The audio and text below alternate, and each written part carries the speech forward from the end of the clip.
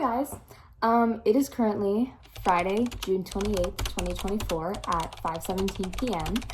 and it has officially been 1 month and 11 days since I have graduated from sophomore year and around 3 months since I've last posted a podcast. Sorry. It was just the end of the year and things get really hectic with I had extracurricular conferences and AP exams and all that fun stuff. It was just a lot, but we are back in order. Trust. I hope you missed me because I know I did. To start off, I'm sorry for not posting in so long, but as I've had this time off from posting and making podcasts and content in general, I've had the opportunity to think back and really evaluate the structure of my podcast as a whole, and I know if you've been an avid listener of my podcast in the past, I've been a very optimistic, I've had a positive outlook on a lot of the things that I say. But the more I thought about it and the more I just analyzed things, I realized that one, not everything is happy, sprinkled, glittery, unicorn, smiley face poster type. But what I'm trying to say is that yes, I still completely believe in taking a positive outlook and stuff. But what I want to restructure my podcast into is a more introspective type one, because I feel like it'll open up a large ocean of a lot more things I can cover and talk with you guys about. And also, again, incoming FaceTime from Suhani. A FaceTime, again, isn't always giggles. It's everything. It just opens up a lot more opportunity, and I'm going to try and implement that today in today's episode. But today's episode is about my sophomore year. I hated sophomore year. I really don't think I can put it in any better way, in any more sugar-coated way. I hated it. I hated every single part of it. If I had to redo it, I'd rather mop the ocean or something. I hated sophomore year. But one thing that I will admit is that a lot of the things that went wrong my sophomore year, I feel was self-sabotage. They were completely avoidable. But at least it gives me somewhere to learn from. I know a lot of our parents are telling us stories about oh, I did this and this happened and it was bad, so don't do it. But I'm a pretty stubborn person, so I don't learn from people telling me, I learn from doing. Unless it happens to me, I'm never gonna believe it. But that's something I had to experience sophomore year. It was terrible, but it's okay. It gives great podcast content. Today's episode, I will mainly be recapping my sophomore year, some highs, but especially the lows, not only to potentially impact someone watching this, but also in a way to help myself.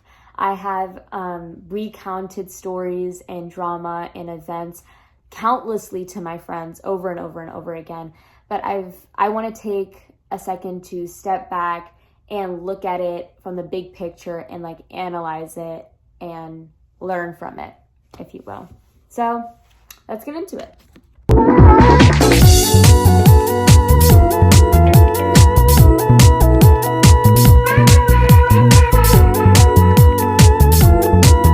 To start off, if I had to describe my sophomore year in one word, it would be rejection. I know that's very vague, one word is rejection, but this rejection, it came to me from all facets of life. It came from personal rejection, and it was rejection of not being able to meet my goals. It was academic rejection. It was extracurricular rejection. I did not do as well as I wanted to in a lot of things, and that hurt me a lot. Personally, I hold very high standards for myself, even though my parents aren't very you need to become the top software engineer or something. They're not like that. They're always follow your dreams, do what you want. Everyone's different. They're very supportive. I love that about them. But I personally hold very high standards for myself. And if I personally don't reach them and I'm faced with, again, that rejection, it makes me feel terrible. And now one thing to know about me is that I take rejection terribly. If I get rejected, it's I feel I go through the stages of grief. Like I literally go through like, no, this cannot be happening to me. And so when sophomore year, I was obviously like boomed with like all of these rejections, like left and right. It made me feel awful. It made me feel like I wasn't good enough. It made me feel like there was no hope for me. I know that sounds dramatic, but that's like literally how I felt. Obviously, like it was bad, but looking back on it, I feel like if I never had this rejection in sophomore year, one, I could not learn how to cope with it. I feel like rejection is just something everyone should experience, and honestly, you're bound to experience it. Hello. But I think it's good in a way because it made me realize that I am not perfect and there are things I can work on. And it made me realize that this is what you need to work on. This is what you need to work on, which is good. Because if I don't have rejection, how am I supposed to know what I'm supposed to work on?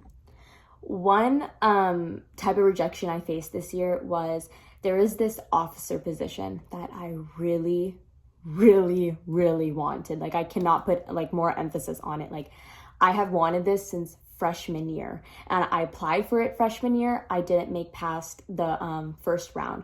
Sophomore year, I applied again and I made it past the first round. So obviously I saw the email that, hey, you made it to the second round of applications. And I was like ecstatic. I don't know.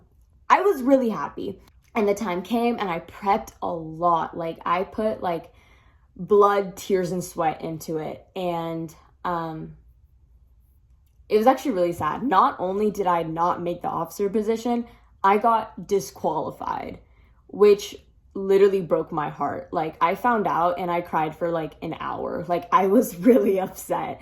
One, because I knew I read over the manual like 50 times. I did it freshman year too, and I did it this year again. I thought I had it under my belt, you know? I thought like I know what it takes to win it. But I got disqualified and it was because it was like a very small detail that I missed. And if I just excluded this one part from my speech, like I wouldn't have got disqualified. But this rejection hurt me a lot. Like I cried a lot about it. I was really upset, but it's okay. But I feel like not only did this give me like, I feel like this rejection was good in a way. One, because I learned that although I may think that I have it under the belt and I'm confident, mistakes happen. And you know what? I still have 2 years of high school left. I can still try and apply again and I'll do it better this time. And you know what? I still believe, I'm a very strong believer that everything happens for a reason. So it's okay. Trust. Another type of rejection I had was personal rejection. I learned that not everyone is going to like me.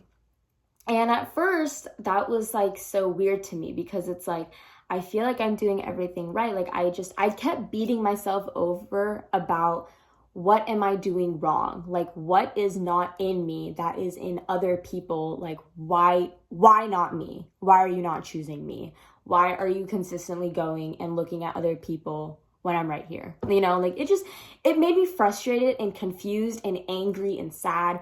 But I can't even say I came up to this conclusion on my own. I actually watched this podcast. I'll like link it somewhere. But she told me, she was like, not everyone is going to like you because if you're being authentic and you're being your true self, you are going to have people not liking you. And that's okay. If everyone is liking you, then you are being specious. You are being fake. Specious is an SAT word I learned at Katie. But yeah, and that like hit me and it made me feel a lot better about myself. I'm gonna be real, like I actually care a lot about what other people think. I can't sit here and tell you to not care about what people think. Yes, don't care about what people think, but like I can't preach that because I personally also care a lot about what people think. And I hate that about myself. Introspective podcast, guys. I care about what people think. So when people don't like me, it freaked me out. It was like, what do I do better? How do I make people like me? But the fact is that I don't need everyone to like me, and that's okay. Not everyone is going to like me. That is okay. It's calm.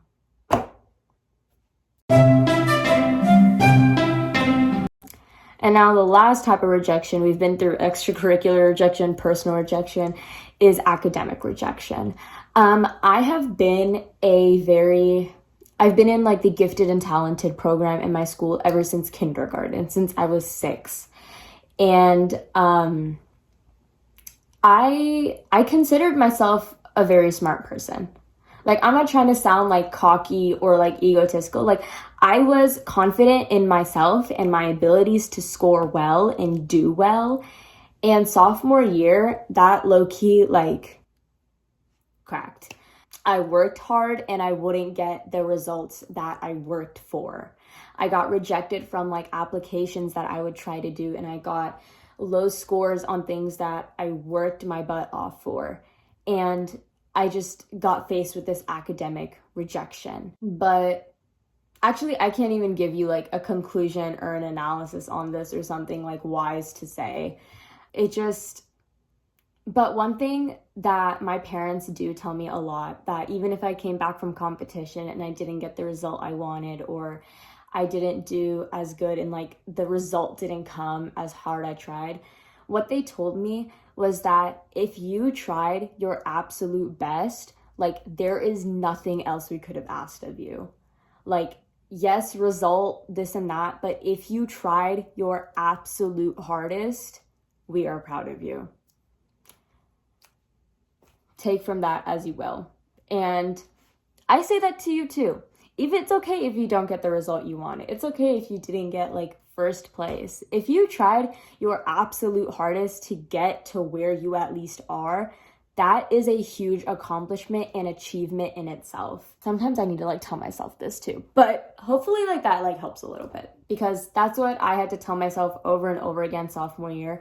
I tried my absolute best. There is nothing more that I could have done. Then you're good.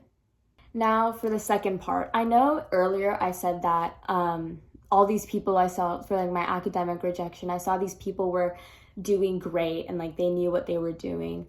And more importantly, like this carries on. Like these people knew what they wanted to do. They knew that they wanted to grow up and become like an orthopedic surgeon, or this person is going to go into biomedical engineering. And people ask me, they're like, what do you want to major in college? And I look at them with a blank stare and I'm like, I have no idea. And at first I remember, this like hurt like also in 8th grade. I don't know if this is relatable, but I remember in 8th grade, we had to fill out our like high school course cards, and they make you fill it out for all 4 years of high school, just so that you make sure you have like your graduation credits and you get them all down, right? It's just like a rough sketch, right? But I remember everyone was like, oh, I had to take this medical class and this medical class so because I want to be a doctor, or I need to go through this law pathway because I want to grow up and become a lawyer, you know? And I'm looking at everyone and I'm like, how do you possibly know what you want to be when you grow up? Because the thought of it was so absurd to me. And as like sitting here as like 2 years later, as like a sophomore graduate, I still don't exactly know what I want to do. People are like, what's your dream college? I don't know. And then like, and even if I do manage to muster out some random college, they'll be like, why? And be like, I don't know.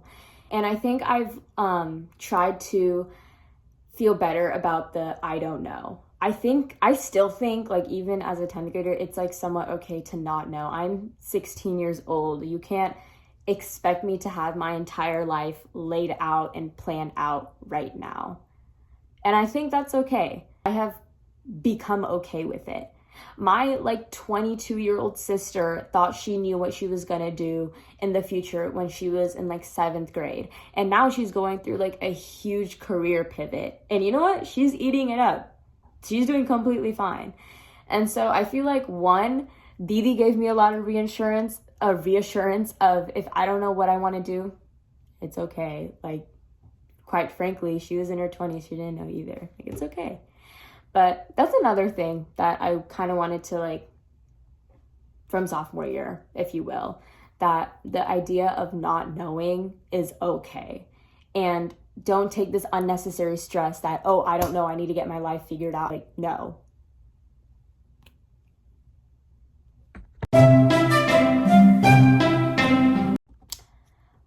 All right, third part. In the beginning, I said that there was a lot of things in sophomore year that I felt was self-sabotage and that could have been completely avoidable. I think a lot of the things that I did sophomore year, like when I had to make a decision, I'd always think, okay, but let's do it for the plot. Life is too short anyways. Which, you know what, I still like that philosophy and I still like that idea of it. But like, not all decisions should be taken that way. I remember I actually have like a podcast like script down in my computer somewhere about like doing it for the plot or the piece. And I talk about how like, oh, doing it for the plot is like cool. But as I'm sitting with here talking right now, I would actually disagree with myself like 6 months ago.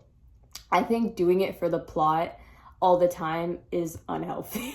Like, I think thinking a little forward is good, and I wish I did that, especially first semester of sophomore year. But on that note, I will mention that a lot of the things, like, how do I word this? It's like, it's not gonna matter in 5 years. A lot of the things that I stress about, it's like, oh, I got in fighting with this friend, or like, what does this person think about me? And like, what if they don't like me? That will not matter in 5 years. Like in 8th grade, I remember like nothing I stressed about like actually like matters to me now. Like forget 5 years ago, 2 years later, it does not matter. But like some things like they do matter. Like my GPA matters, my like SAT score matters. So it's like a give and take, I guess. Another thing is that sophomore year, I experimented. I did new things that I don't usually do. If you know me, I usually prefer to fly solo. I like to work on things my own. I usually prefer to compete alone, but this year I actually competed in I competed in BPA and in DECA with teams. 2 different teams, completely different team dynamics, by the way, but I learned what it was like to work in a team. I learned to collaborate, and I made so many good memories and relationships along the way, and I will actually be forever grateful for that. But again, working with the whole teams thing, I was able to step out of my comfort zone, which was scary, and there was obstacles, but I learned a lot, and I'm grateful that I did. And I made such amazing memories and experiences that I'll never forget. Like, I remember Ira and Shiva would come to like my dad's office every weekend, and we would work together, and I would bring my dog, and then we'd all like laugh because he'd like tickle us like under the table. Or like me, Nithalin, and Abhinav would go to like the library, and we would like argue about like non-compete agreements for like God's sake. And ICDC, I went to Anaheim again. It was super nostalgic because I went last year for BPA Nationals, my freshman year. And I became super close with like my DECA advisor. And so shout out to Coach Turner and Miss Ford.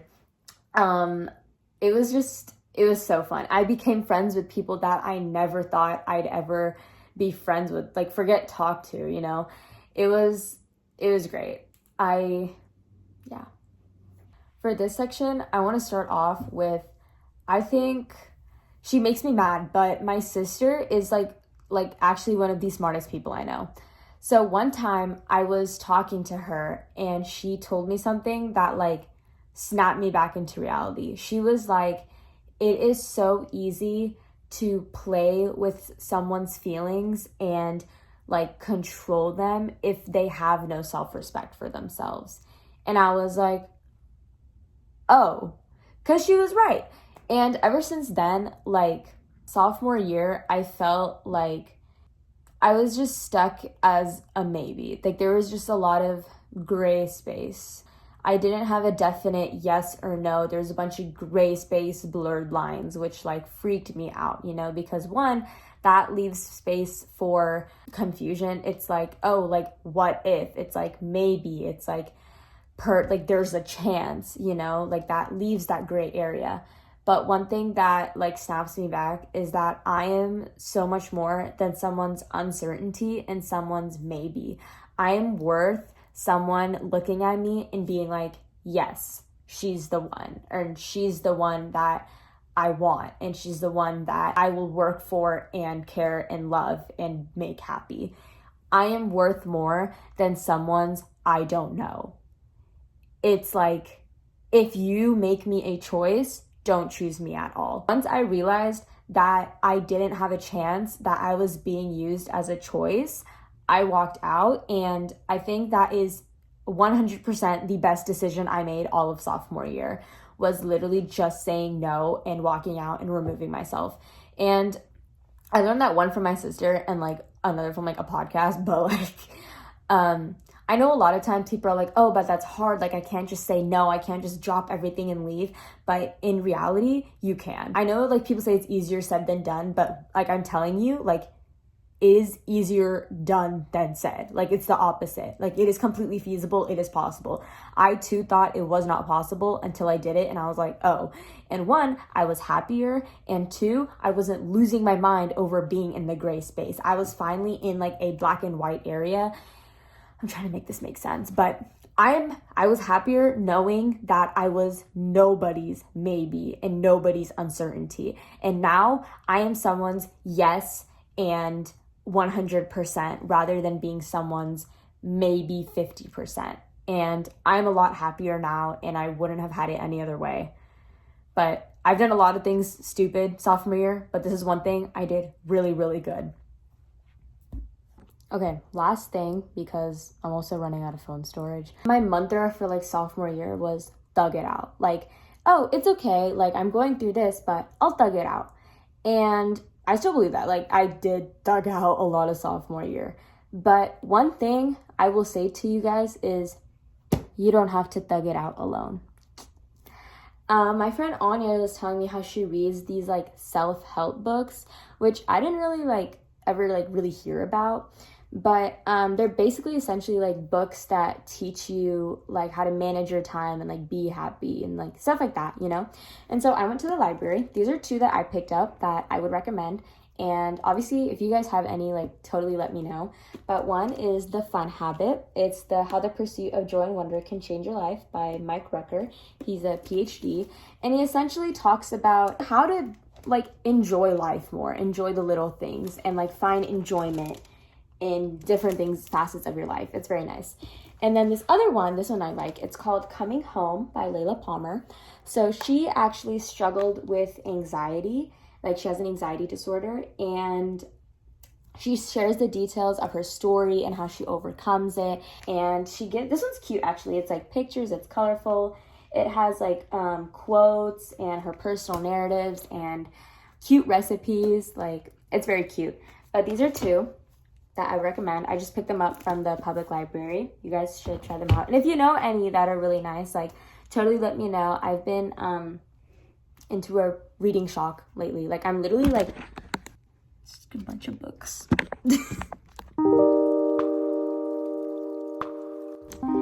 And there comes the end to my first video podcast of incoming FaceTime from Suhani. I hope you laughed. I hope you liked it, even learned something a little new. This was a very cool experience, video podcasting. I'm definitely going to try it out more. I like the format. If you're going into sophomore year, I wish you the best of luck, and you guys are going to totally rock it. Just because mine was bad does not mean yours has to be too. Just make good decisions and don't always do things for the plot. But yeah, this was fun. I hope you had just as much as fun watching this as I did making it. But leave me a comment, tell me how you thought of it, give me any reviews and book reviews, fiction or self-help, I don't care, I need book recs. But yeah, thank you for watching and good night, stay safe, and I'll see you on the next one. Bye!